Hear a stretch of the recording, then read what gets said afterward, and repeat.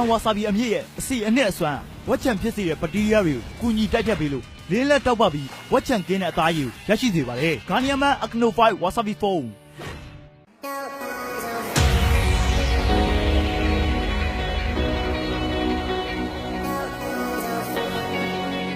မေတို့ရဲ့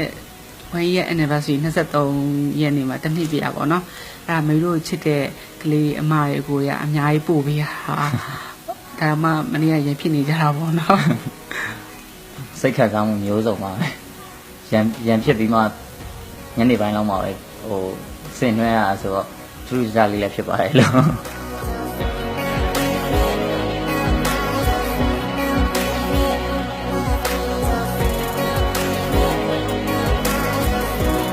အမေကတမန်တက်ကစီစဉ်ထားပြီးသား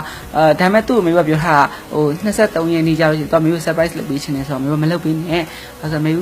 ဘယ်ရ29ရက်နေ့ရှိတော့သူမေကိုထပ်လုပ်ပေးဦးမှာပဲလေဆိုတော့ဟိုပတ်စံကုန်မှာဆိုလို့ဘာလို့ဆိုတော့ပတ်စံကုန်မှာဆိုလို့မေကကြောင့်အမြဲသူ့ကိုပြောရဲဟိုပတ်စံကုန်မေကအလားတမသုံးချင်ဘူးပေါ့နော်ကဲပြီးနောက်ဆုံးကုန်မှာဆိုလို့ရှိရင် brighter လေးအကျိုးလေးသူများအကျိုးလေးမေကအမြဲလုပ်ပေးရလို့ဆိုတော့အဲ့လိုမျိုးလေးမှာအသုံးချစေချင်တာပေါ့နော်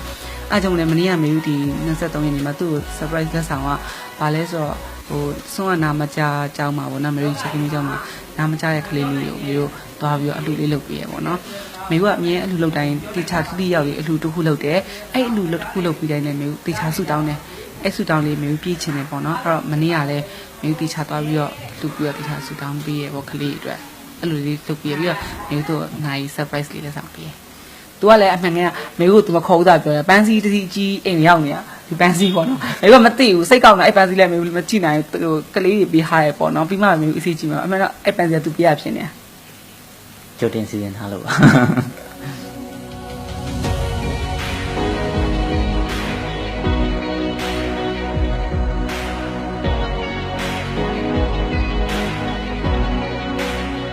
23ရက်နေ့ရတိုင်းမြို့ကြားမှာနေမကောင်းဖြစ်တိုင်းတခုဆိုလည်းအမြဲပို့ပြီးရပေါ့နော်ဒီနေ့ကတော့အရင်အများကြီးပေါ့ဒီ23ရက်နေ့ဝိုင်းရမှာသူတို့အများကြီးပေါ့မေတို့ချစ်တဲ့လူတွေပေါ့နော်တိချောင်းအများကြီးတချို့ဆို handmade ကလေးလုပ်ပြီးရချို့ဆိုပတ်စံတွေကုန်ကြတယ်အများကြီးမှာပေးထားတယ်အဲ့ဒါကိုအရင်ကျေးဇူးတင်တယ်အရင်လည်းချစ်လဲချစ်တယ်မေတို့တစ်စလုံးမေတို့ချစ်တဲ့လူတွေအတွက်မေတို့အရင်တူနေပြီးတော့တိချာလေးမနဲ့နေမယ်အကောင်းဆုံး